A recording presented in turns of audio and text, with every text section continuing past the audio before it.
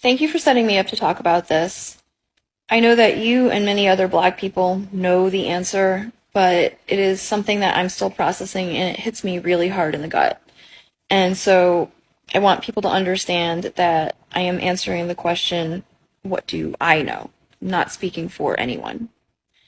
Many commenters today have pointed out how many affluent Black towns have been created and destroyed throughout United States history.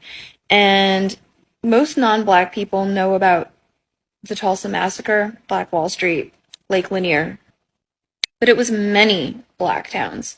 One commenter said over 60. And it's not that some Black people sometimes were able to establish a successful community that accumulated wealth. It's that Black people were consistently able to go anywhere and together establish strong communities that accumulated wealth and had education systems and businesses and were thriving. And every time it happened, people destroyed them. And then as you progress through time, it becomes less acceptable to burn and flood and massacre entire towns. So again, you have the passing of the Civil Rights Act in 1964, and the United States opens the door to Asian immigration in 1965. The United States has a long history of using immigrants to get in the way of Black people. And so I think that this system of using immigrant-owned businesses in Black communities is designed to siphon wealth away from Black communities. And another commenter asked me, why do I think that people are afraid of letting Black people build their communities and accumulate wealth and to thrive?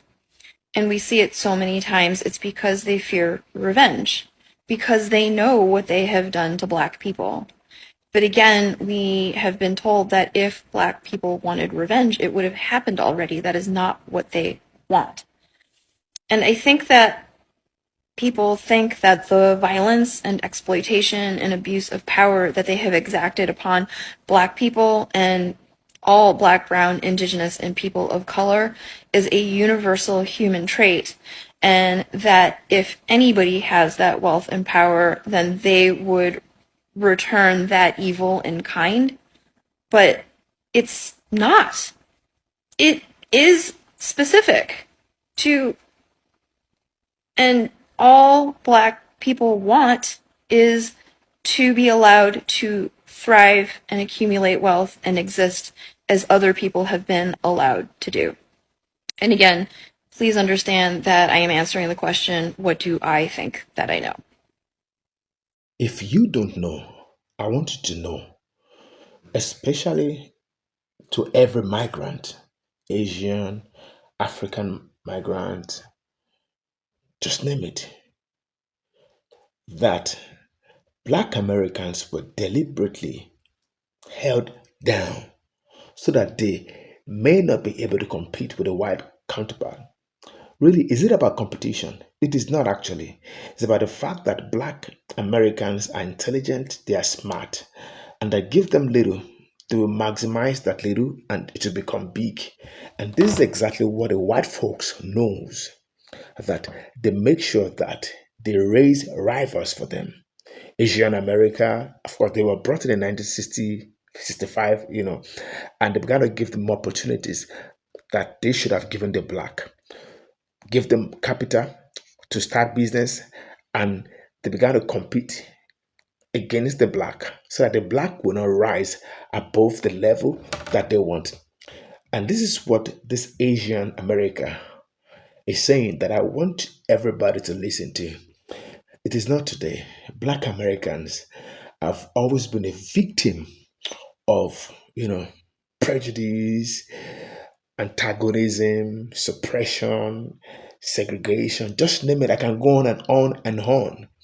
And this is what I want African migrant to understand. If you don't know history, of course, not just African migrant, Asians, just name it, that it is a deliberate attempt. So when you come, they give you more privilege, they give you more, they give you access to loan to start a business. It is done so that the Black Americans will not be favored, will not be advantaged, so that they can compete with them. But hey, the Blacks are not actually competing with them, but it is because of the fear that they have. fear of the unknown that, hey, these guys, if we give them an opportunity, they'll rise above us. But let's go listen to what this Asian American said, Amy Chen, and others as to what was done to Black Americans to hinder the success, the growth, and them building the community. Let's go listen to this.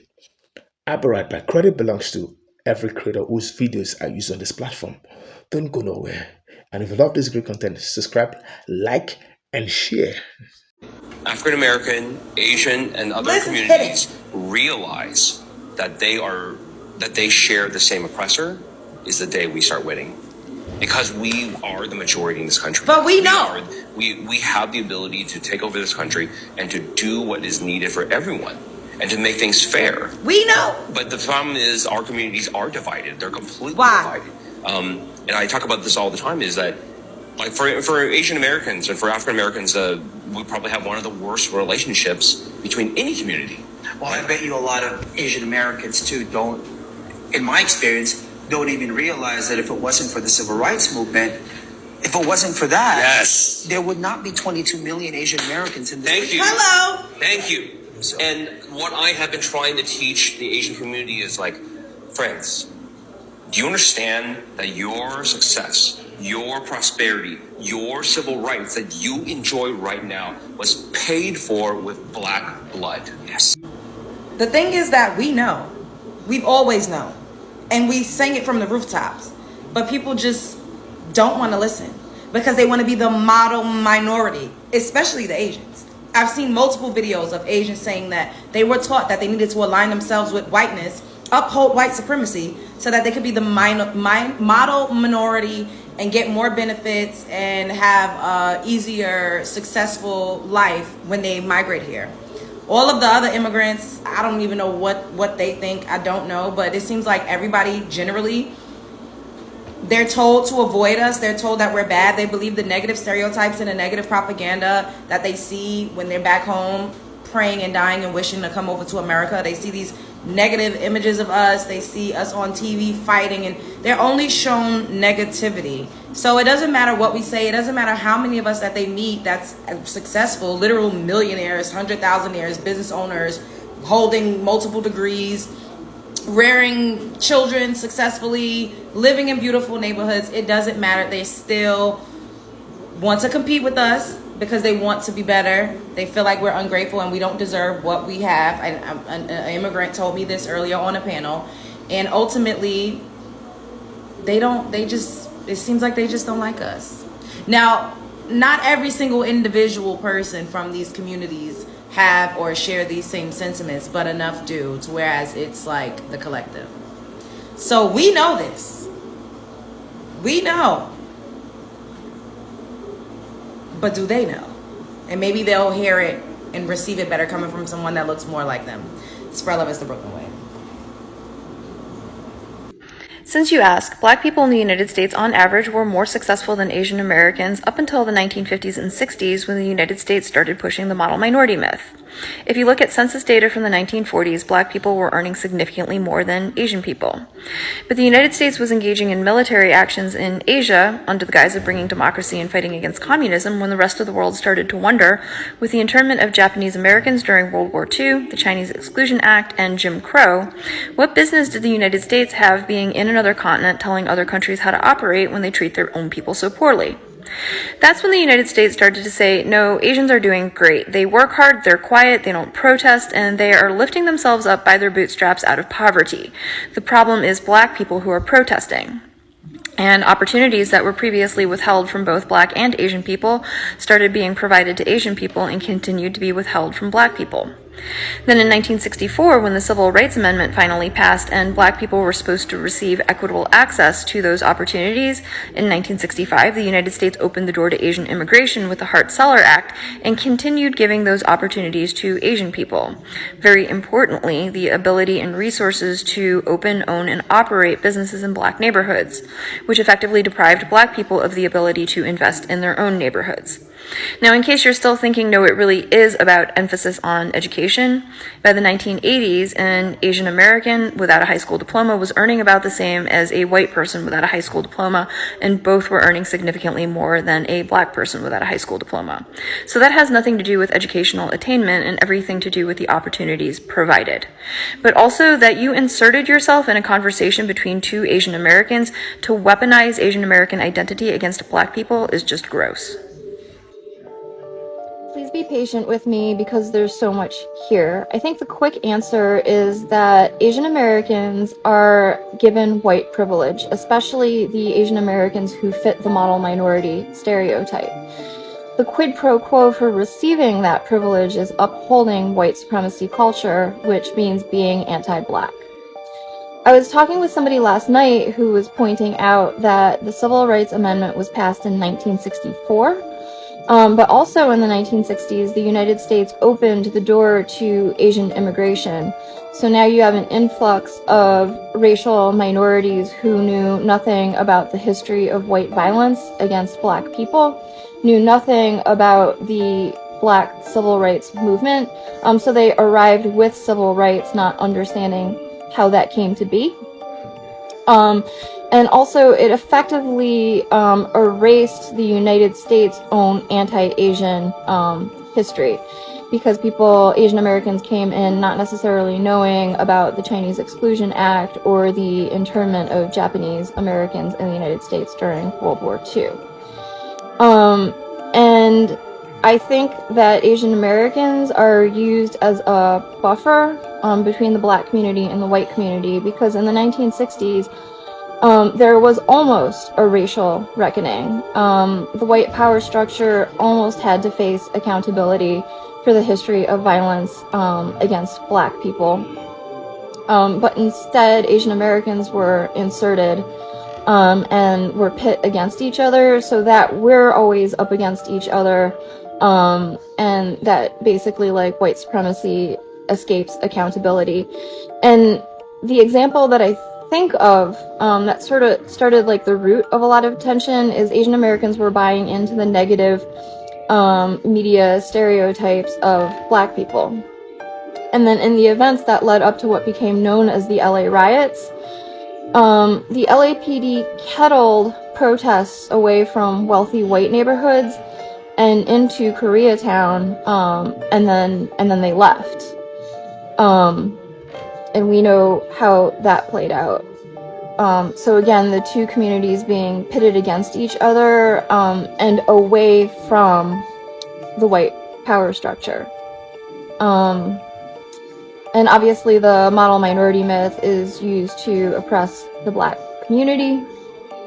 And there's so much here. I will be getting more into it, but I feel like that's the quickest answer that I can give that gets a little bit into the history. And I'm really curious to know what the black community and Asian Americans feel about this. But please be patient with me. Thank you.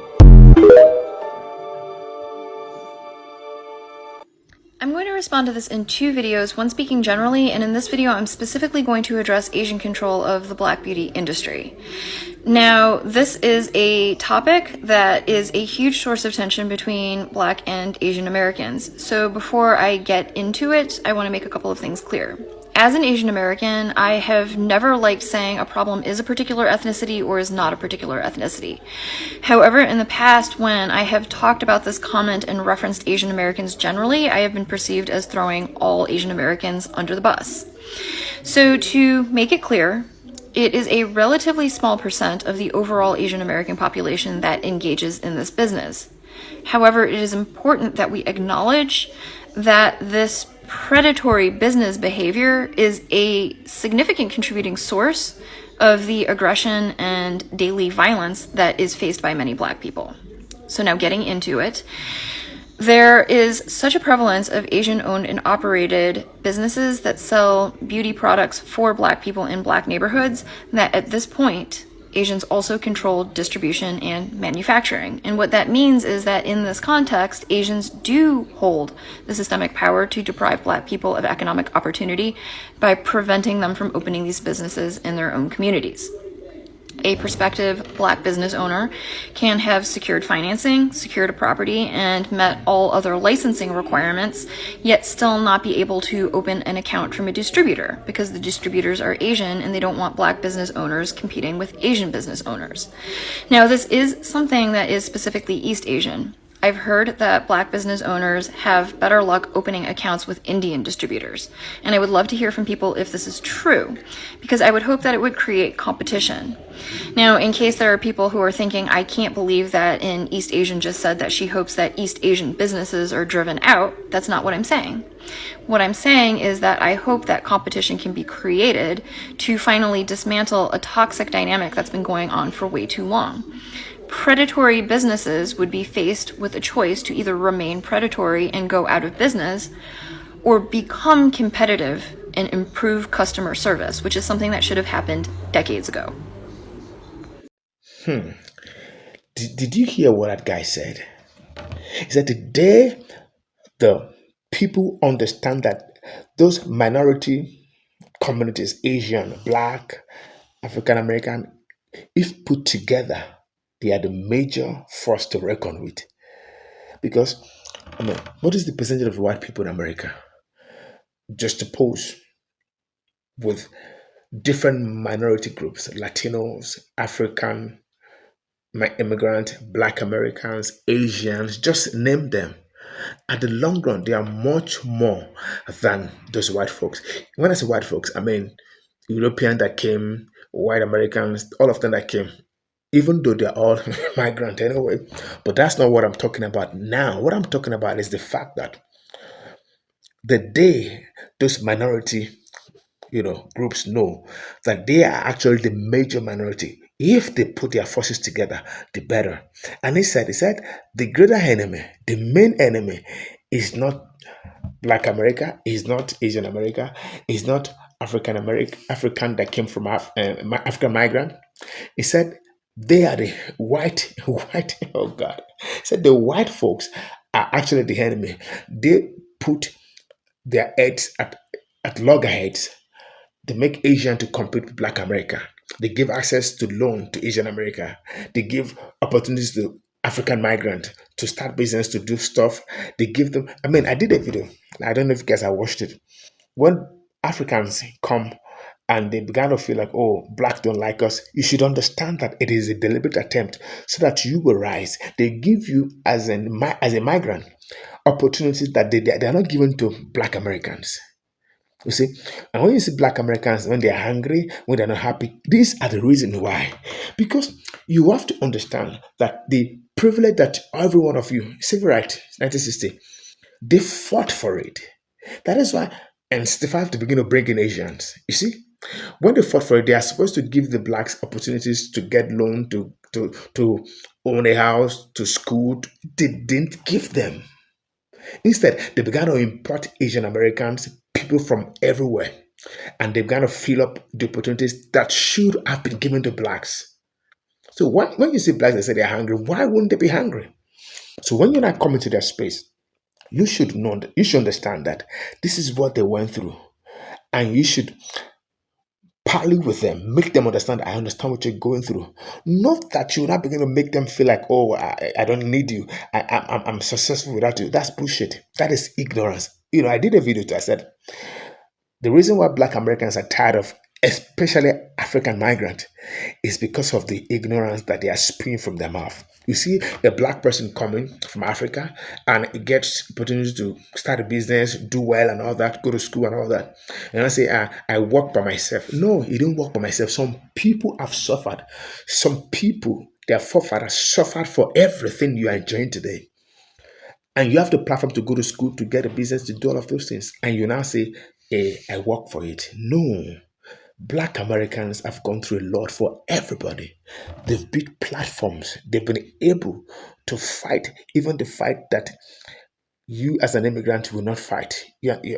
As a matter of fact, you're not fighting. You can go to the best of schools. You can get money from the bank. These things were not given to the Black Americans. I can tell you for free. And that is when you come into America, you should pay respect to whom respect is due. When I'm going to tell you to their face that I mean, I don't need you, I don't need you become arrogant. No. Look at that lady, he said, it was a deliberate attempt to not make black Americans successful.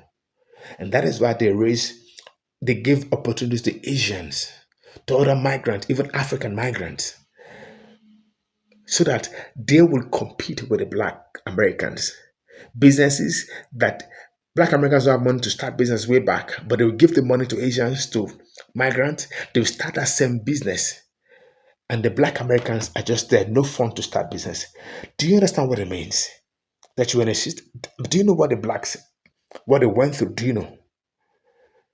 Oh man. Credit and respect to black Americans. I'm always speaking about the black Americans because I'm privileged to understand what history has done to them. I'm able to know about the civil right. Someone said, "Oh, don't speak about it. You don't know our story." Well, I may not know because I didn't go through it exactly, but I have read a lot about you guys. You guys went through a lot, and my heart goes out to every black American, every foundation of black Americans, and some like to be called that way. My heart goes out to you guys, and I'm giving kudos, respect to every one of you because you guys fought for everybody. Every migrant in America today is enjoying because of you guys. You guys fought, sacrifice, and still, you guys are still not having the best of opportunities that you should have had because of what it is that we all know. But the success of every migrant is because of you guys. And that's why I'm making this video to give a respect, honor to you guys, and to say that personally, I love you guys. And I'm raising this awareness for every migrant to know, to appreciate, speak it, acknowledge that black Americans worked for you, served for you, and labored for you. And that is why everyone is successful at a faster rate than what it should have been. So respect to you guys. Guys, if you love this great content, subscribe, share, and like. Please share the story. I want everybody to know that the black Americans have done a lot and that respect should be given to them. Thank you and bye bye.